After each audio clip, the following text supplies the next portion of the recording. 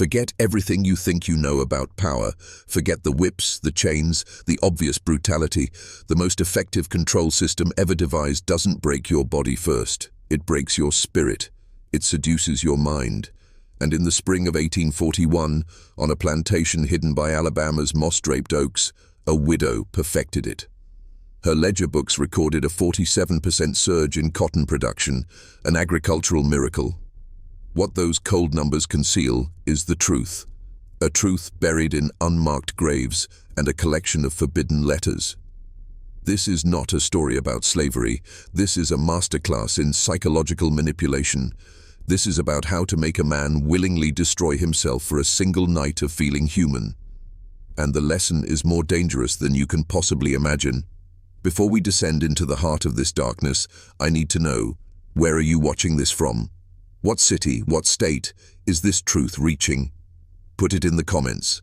Let me see the geography of awakening. To understand the genius of the trap, you must first see the cage. Belle Haven Plantation, 1841. 2,000 acres of the richest soil in the Black Belt. A Greek revival mansion, white columns reaching for the sky like the bones of a dead god. This was a kingdom built on a single brutal equation. Human life converted into cotton bales, converted into dollars. The recent death of Master William Granger had left his widow, Constance, aged 28, in a precarious position. A woman in a man's world, drowning in her husband's secret debts, surrounded by vulturous neighbors and relatives, all waiting for her to fail, to falter, to be consumed. They expected a grieving widow. What they got was a master strategist. Constance Granger was not a product of sentiment. She was a product of calculation. Educated in mathematics and finance by a pragmatic father, she saw the world not in terms of morality, but in terms of leverage. And she looked out at her workforce, 63 enslaved souls, and saw underperforming assets. The conventional overseer, a man named Silas Drummond, believed in the old methods, the lash, the threat, the demonstrated cruelty. He told Constance that the production increase she demanded was impossible. "You'll work them to death," he warned. Constance's reply was a lesson in cold power. She smiled, a gesture that never touched her pale, assessing eyes. "I have my own methods, Mr. Drummond. They will require your cooperation, but not your understanding." She had already identified the flaw in the old system. Brutality creates resistance, however silent. It forges unity among the oppressed. She needed to shatter that unity. She needed to find a pressure point deeper than the skin, more vulnerable than the muscle. She needed to find a way inside their minds. The announcement came on a Saturday evening. Overseer Drummond, his voice thick with discomfort, declared the new system. The man who picks the most cotton, who exceeds his quota by the greatest margin, will receive a special privilege. The air went still. They had heard empty promises before. Then came the words that shattered reality. The winner will spend Saturday night in the main house, in Mistress Granger's quarters, at her invitation. The silence was heavier than any heat. This was not just a reward, it was a metaphysical assault. It violated the foundational myth of the plantation, the pure, untouchable white woman, the ideological justification for the entire brutal hierarchy. She was weaponizing that very myth, turning it into a reward. The first winner was Isaac. He had picked 347 pounds. He was told to present himself at the back entrance at 8 p.m. The others watched him go, expecting a trap, a lynching, a brutal joke. But he returned near dawn, walking slowly back to the quarters. His face. It wasn't the face of a man who had been punished. It was the face of a man who had been seen. "She treated me," he said, his voice a hollow echo, "like I was a man who had earned something, like I had value." Do you see the diabolical genius? In a system designed to strip you of all dignity, she offered a crumb of it, not freedom, not justice, but the illusion of worth, wrapped in the promise of intimacy. It was a drug, and she had just administered the first dose. The announcement came on a Saturday evening. Overseer Drummond, his voice thick with discomfort, declared the new system. The man who picks the most cotton, who exceeds his quota by the greatest margin, will receive a special privilege. The air went still. They had heard empty promises before. Then came the words that shattered reality. The winner will spend Saturday night in the main house, in Mistress Granger's quarters, at her invitation. The silence was heavier than any heat. This was not just a reward, it was a metaphysical assault. It violated the foundational myth of the plantation, the pure, untouchable white woman, the ideological justification for the entire brutal hierarchy. She was weaponizing that very myth, turning it into a reward. The first winner was Isaac. He had picked 347 pounds. He was told to present himself at the back entrance at 8 p.m. The others watched him go, expecting a trap, a lynching, a brutal joke. But he returned near dawn, walking slowly back to the quarters. His face. It wasn't the face of a man who had been punished. It was the face of a man who had been seen. "She treated me," he said, his voice a hollow echo, "like I was a man who had earned something, like I had value." Do you see the diabolical genius? In a system designed to strip you of all dignity, she offered a crumb of it, not freedom, not justice, but the illusion of worth, wrapped in the promise of intimacy. It was a drug, and she had just administered the first dose. The following week, production exploded. The delicate survival pact was broken. Men who picked 250 pounds now strained for 300, then 320. Fingers bled, backs screamed. The communal rhythm of work was replaced by a frantic, isolated competition. Caleb, the young man, driven by a hunger that was more than physical, pushed himself to collapse. He won the second week. He too made the walk. He too returned changed. The psychological erosion was now visible. The men were no longer united against their oppressor. They were competitors for her favor. Small sabotages began. A rival's picking sack mysteriously torn. A water gourd accidentally kicked over. The social fabric, woven tight by shared suffering, began to unravel. Constance, from her veranda, watched it all. This was her design. She wasn't just breaking their bodies, she was turning them against each other. She was making her control internal. They were now policing themselves, driving themselves, for a chance at the twisted validation she offered. The overseer's whip was becoming obsolete. She had found a more efficient tool, the human heart's desperate need to be acknowledged. We have only begun to descend. The production numbers at Belhaven became so astronomical that cotton factors from Mobile sent letters questioning their authenticity. When they visited, they found the numbers were real, but the atmosphere was wrong. A visiting factor wrote to his wife that the workers seemed gripped by a fever, productive but spiritless. The singing was gone, replaced by a grim, determined silence. He was witnessing the success of Constance's system, but success has a cost. In her private journal, hidden in a false bottom of her desk, Constance documented her observations with the cold eye of a scientist. She didn't write of passion or desire, she wrote of utility. Isaac, grateful, worshipful, useful, will work himself to death for repeated access. Caleb, hungry for validation, highest potential for increased productivity. Samuel, conflicted, ashamed. This internal struggle makes him more valuable. He will push harder to justify his participation. Read those words again. This is the mind of true power. It is analytical, not emotional. It identifies psychological levers and pulls them without remorse. She was mapping their souls to better exploit them. She understood that shame could be a more powerful motivator than pride, that the need to resolve cognitive dissonance, the conflict between self-loathing and the desire for reward, would drive a man to extraordinary lengths. He would work harder to prove to himself that he deserved the twisted prize. Let's pause here and analyze the architecture of this control system, because this is where you must awaken. This is not just history, this is a blueprint. Constance Granger discovered a fundamental truth. To truly control a person, you must make them complicit in their own subjugation. The old model was external force, the whip, the chain, the threat. It creates resentment, it creates a common enemy. But her model was internal. She offered a reward that targeted the very essence of what her system denied them, their masculinity, their agency, their humanity. By making them compete for it, she turned them from a unified group into a collection of isolated, striving individuals. She transformed their desire for dignity into the engine of their own destruction. This is the core of all elite control systems. They don't just impose rules, they offer a ladder within the cage. They make you believe that if you just work harder, if you just outperform your fellow prisoner, you can grasp a better grade of servitude. You fight for a bigger piece of the pie, never questioning who owns the bakery. You are watching this right now because you sense these systems operating in your own world. The manufactured competitions, the status symbols, the illusion of merit within a rigged game.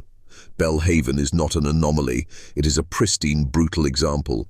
And Constance Granger was not a monster, she was a master. Then, the first death. A man named Joseph, 36 years old, the previous Saturday's winner. He collapsed in the field from sheer exhaustion, from a heart pushed beyond its limits. The doctor called it heart failure, but in the quarters, the women who had watched this horror unfold with clearer eyes spoke the truth the men could not. "She's killing them," one said, "not with a whip or a noose, but with wanting, making them kill themselves for a chance to feel human." Another woman's voice broke as she spoke of her man. "He came back different. He works now like a man possessed." This is the ultimate goal of such a system, to create possessed individuals.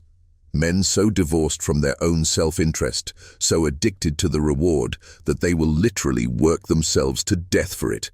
They become autonomous agents of their own destruction, all while believing they are pursuing something of value. The system is now self-sustaining.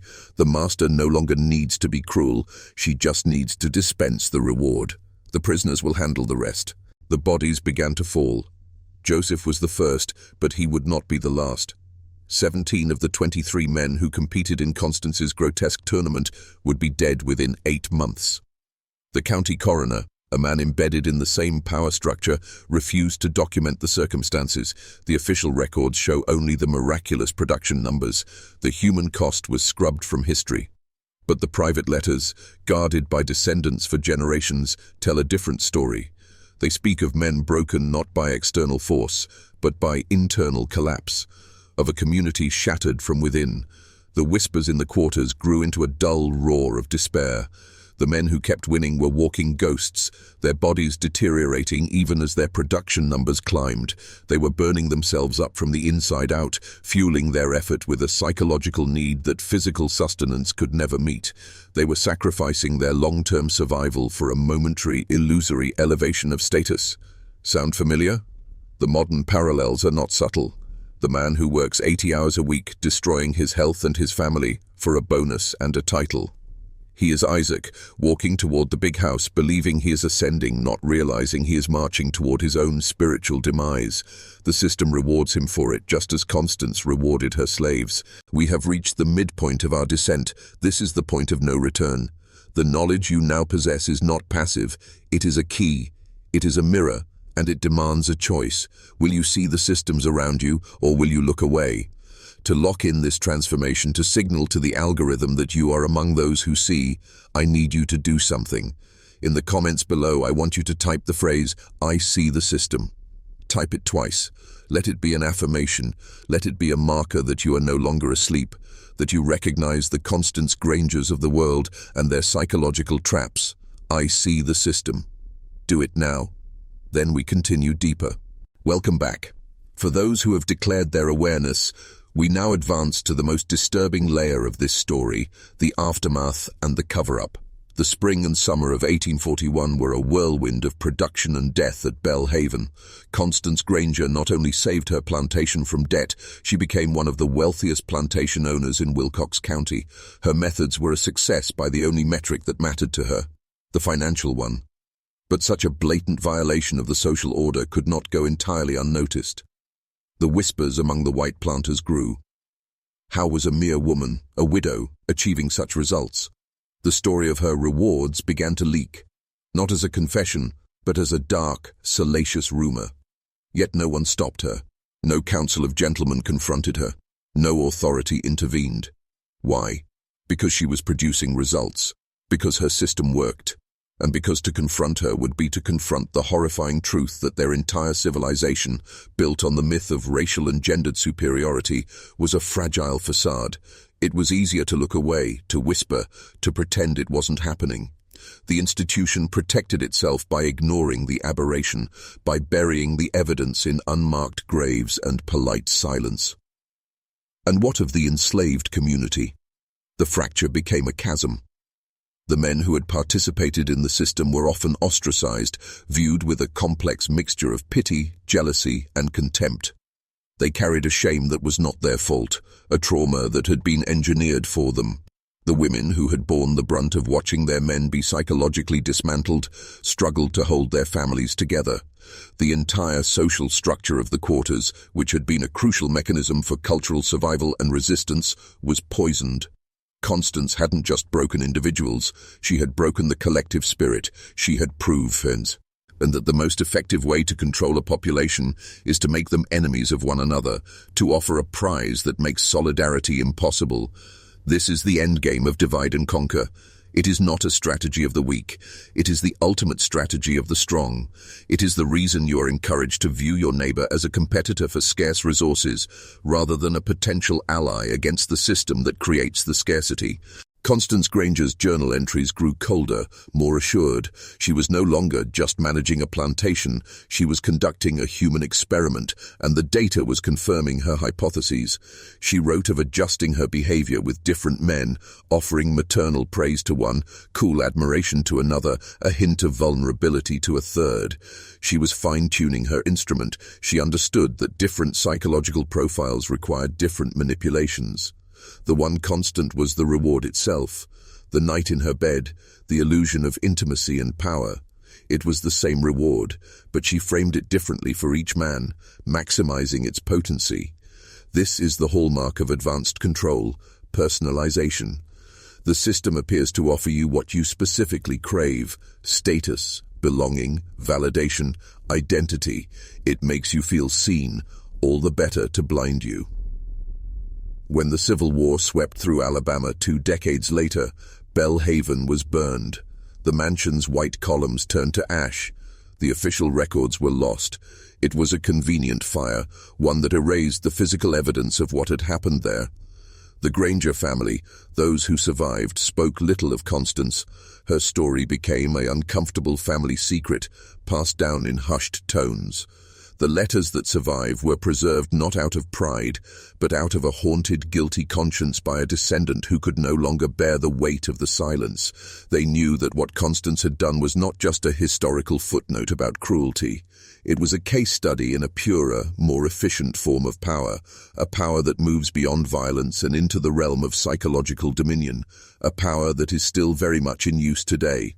So what is the lesson of Belle Haven? It is not that people are evil, it is that power, when pursued with absolute ruthless logic, becomes a science. Constance Granger was a scientist of the human spirit. Her laboratory was the plantation. Her subjects were 23 men. Her discovery was that the most resilient human being can be controlled if you can find and exploit his deepest need for recognition. The modern world is filled with Constance Grangers. They do not own plantations. They own media conglomerates, tech platforms, financial institutions, and political parties. Their currency is not cotton. It is your attention, your data, your outrage, your loyalty. Their control system is not a single grotesque reward. It is a vast interconnected web of micro-rewards and punishments, likes and shares, viral fame, social credit scores, political tribalism, and the endless anxiety-driven pursuit of a status that is always just out of reach. They have simply industrialized what she discovered on a small scale in Alabama.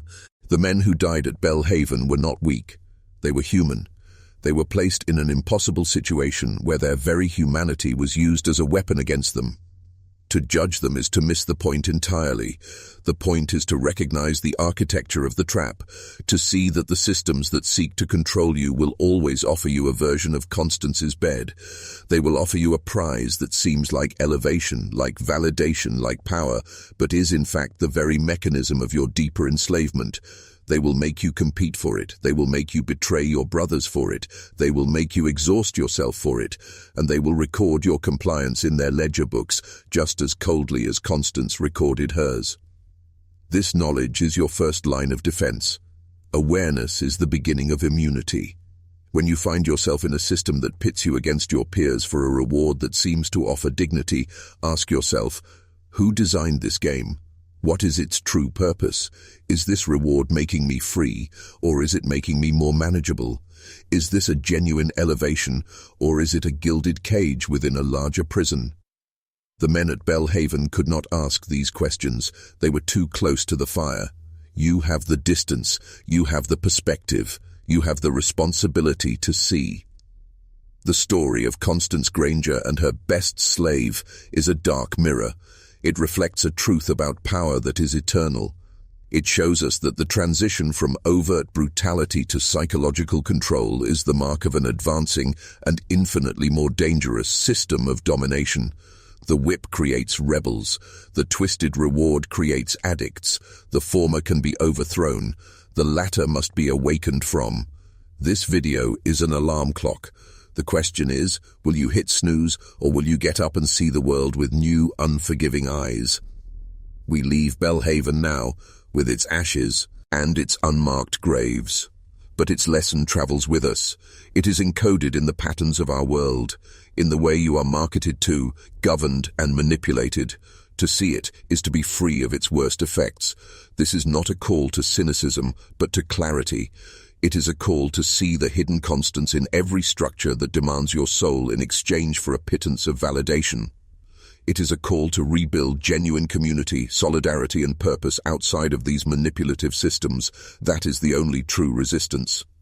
This is the end of our descent, but it is the beginning of your awakening. You have been given a dangerous piece of knowledge, the story of a plantation widow and the 23 men whose spirits she dissected. This is not just history, it is a warning, it is a key. Use it. Look at the world around you and see the system. The voices from the past have spoken, the rest is up to you.